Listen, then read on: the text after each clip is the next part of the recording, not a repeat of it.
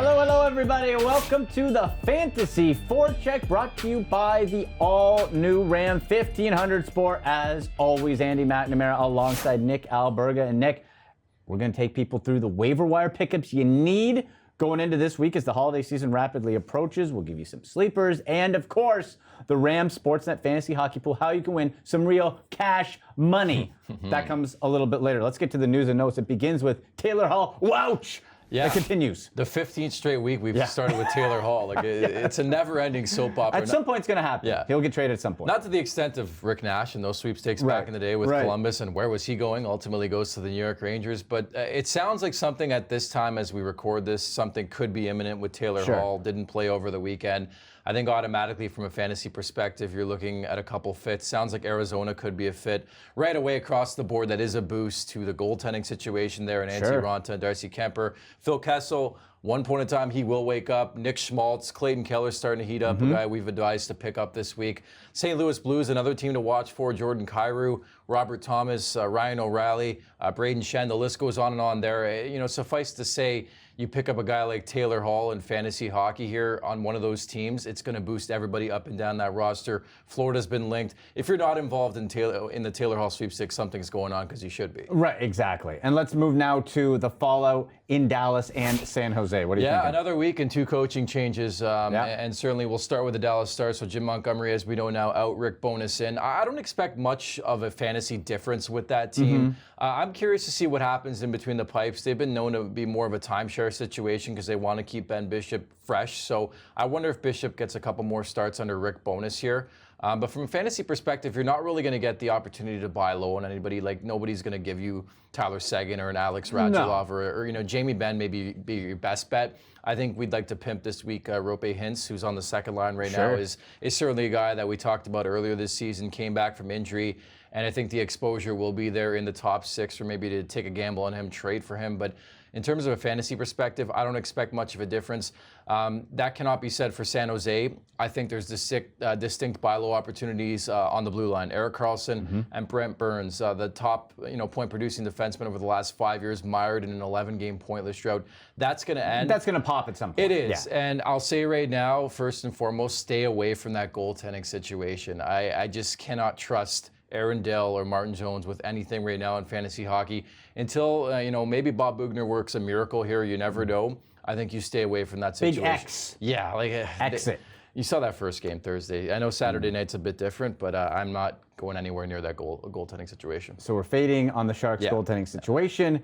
Let's get to the injuries. Another week, another set of injuries. Yeah, right? And we'll monitor this over the next couple days for sure. But Nikita Kucherov blocks a shot. I think if he does miss any time, and there was no update after the game, Alex Killorn and Yanni Gourde are suitable names to look at, with exposure for sure to Braden Point and Steven Stamkos respectively there in the top six. Alex Barkov with the Florida Panthers. Doesn't sound serious, but it was an awkward fall. Sort of helped along with Charlie McAvoy. Wasn't malicious by any stretch, but it sounds like he'll be fine. Barkov. I think if he does miss a game or two, Vinny Trocheck automatically is superseded to that top line. You want that value with Huberdeau and Dadonov. And Tyson Barrie blocks a shot. If he does miss some time here, and X-rays were negative back on Saturday in that 4-1 win against Edmonton. He played about 2.5 minutes. Morgan Riley, you think, would move back to PP1. Yeah, and that ups he gets his a value. bump. Yeah, it bumps his value. He gets poor Tyson Barrie, too. Just becoming real life and fantasy relevant. At least he got the fantasy point for blocking the shot, I guess. Yeah, right? That's okay. And let's take a look at the schedule for this week. Nick, as we know, it's all about the more games you play, the more opportunity you have to score, and that is good for fantasy hockey. Not telling you anything you don't know. There are 7 4-game teams, 0 2-game, and 0 1-game teams. So that means a lot of players are going to have plenty of opportunities. Schedule manipulation, my friend. Yes. We like to look at 3 teams normally each week. We're going to look at the Dallas Stars Monday, Thursday, Friday, Sunday, as you see on your screen right now. Rope Hintz at 38%. Anton Hudobin's going to play as well at 18%.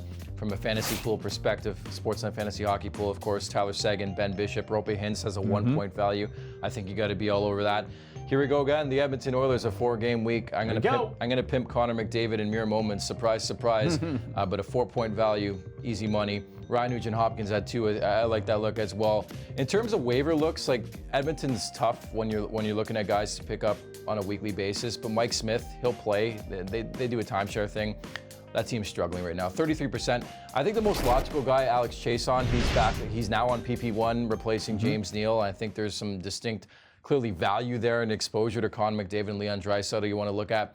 And last but not least, the Colorado Avalanche, a team we've talked about a lot, and rightfully so. Samuel Girard, Valerie Nichushkin, 6 goals over the last 10 games, 9% ownership.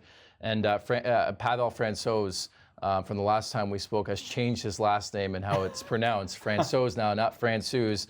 I think you look at the insulation there, although it sounds like Philip Grubauer is healthy enough to return to that Colorado Avalanche lineup. So that's your look at the schedule. Let's get to our waiver wire pickups. We'll go forward, defense, and goaltender. I'm going to start with, I'm calling him the fabulous one. Fabulous Robbie Fabry. And since going to the Detroit Red Wings, seems like he's been rejuvenated, right? 15 points in his last 17 games. Has the dual position eligibility, left and right wing, so we know we like that. He's averaging just under a goal a game since the end of November, so 5 total points on the power play also, and just under 10 fantasy points over that stretch. So the plus minus might not be where we like at minus 16, but he's got that desired 2 position, and look, on a bad Red Wings team, that's almost as good as you're going to get. You're right. Who cares about plus minus, whatever. Yeah. It is what it is. Certainly, Detroit's going to lose a lot of hockey games. I'll add too that Anthony Mantha is back, so the value is there with Tyler Bertuzzi and Dylan Larkin. I think on a buy low opportunity. If we remember back to the start this year, that line was on fire. Even Philip Zadina's got some distinct value now in a top 6 setting. I'm going to go to Philadelphia, and again, first and foremost, prayers out to Oscar Lindblom. A rare form of bone cancer he was diagnosed with earlier this week, so we wish him a speedy recovery in that process. They lose Travis Konechny due to a concussion earlier this week. So I'm going to look at a veteran, former Toronto Maple Leaf, now with the Flyers again 2.0, and that's James Van Riemsdyk. They need guys to step up in Philadelphia, losing 2 top 6 forwards, and nobody really realizes it, but those 2, Lindblom and Konechny, were tied for the team lead in goals at 11. So you're going to need guys to step up. I'm looking at Morgan Frost and Joel Farabee, and of course, James Van Riemsdyk here. Let's go to the blue line, and I'll go Ryan Graves. Owning 44% of Yahoo League, so he's been popping over the last week as a 22% add-on over the last 7 to 10 days. And leads all defensemen in plus minus at plus 23. What that means is he's on the ice for a lot of scoring. If you're on the ice for a lot of scoring, combined with his 20-plus minutes a game, you're going to have more opportunities to score points. But it's not like he's going to be lighting up the score sheet. It's those secondary categories that you like, the block shots, gets 2 to 3 shots per game. And for Ryan Graves, that's somebody, again, when you're looking back end as a depth guy, maybe you have an injury or looking for an upgrade on the back end of your blue line or a streaming for some DFS, I dig it. Category coverage, for sure. And I think any exposure to that big line, anybody on Colorado right now, that team cannot lose hockey games. I think you have to be all over that situation. I'm going to stay with the Avs blue line. I'm going to go to Samuel Girard. He's playing on PP1 with the big boys. I think he offers a bit of value. I would probably take him just a smidge over Ryan Graves. I think both provide value. I think the way it sits right now is that Girard is taking those minutes that Cale Makar, who's concussed right now, not playing. So I think you got to look there. But certainly across the board on Colorado right now, a team we'll talk about in mere seconds when we talk about the upcoming schedule this week. I think there's so much value to go around on that roster right now. To the goaltenders. Okay. Buffalo Sabres, Linus Ullmark. This is a guy, 5th most fantasy points for all goaltenders across the NHL. And the Sabres have overachieved maybe to this point. Are they going to be real or not? Come down the stretch, who knows? But for fantasy-wise, who cares? We're going in between the pipes there. 29% owned only in Yahoo leagues. And he didn't look great when it came to Saturday. Led in 3, took the loss, but had his 3-game win streak broken at that point. Overall, though, you look at the stat line, 2.84 goals against, .915 save percentage.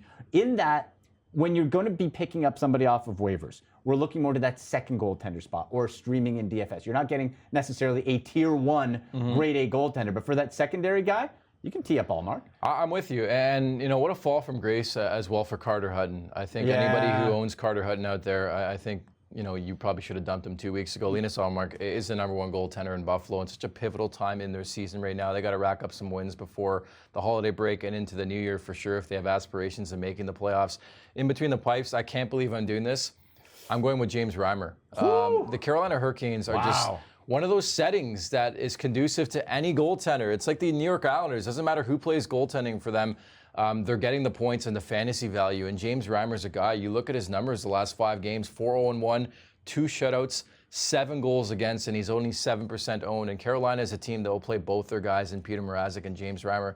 There's too much value there not to pick up at least Reimer for a spot start. Sure, a spot start, Yeah. and again, we go back to that DFS side, right, where it's Exactly. if you're looking on a game-to-game basis, you have to keep James Reimer in mind. I love that. That's a throwback for Cheeky, eh? Yeah, I dig it. I dig it. What you're gonna like, what you're gonna dig, folks, okay, is how to win some money in our Ram Sportsnet Fantasy Hockey Contest.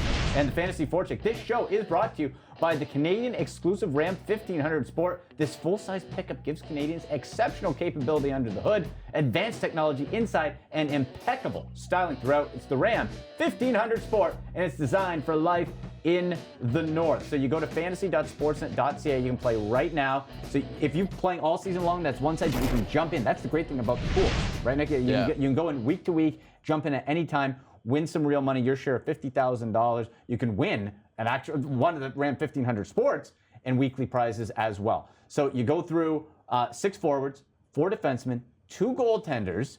Pick your lineups there. You have 30 total points to spend, and the players are valued 1 to 4. On top of that, you tag one with a Ram-capable pick. That player you tag, 1 forward, 1 defender, 1 goaltender, gets you double fantasy points. And most importantly, you can compete against us too. You get head-to-head. I'm ranked 80,000th right now. Yeah, around 2,000, I'll be honest. But I've had some good weeks. I've had some bad weeks. Ram-capable picks is what you're alluding to. Yes, sir.